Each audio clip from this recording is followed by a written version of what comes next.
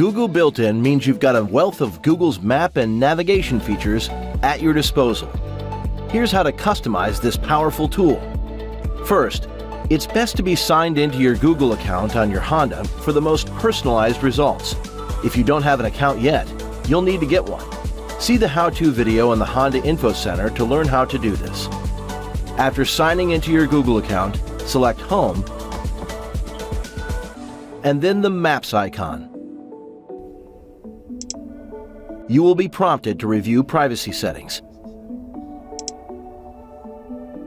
Choose parameters for sharing trip and sensor data, then tap Next.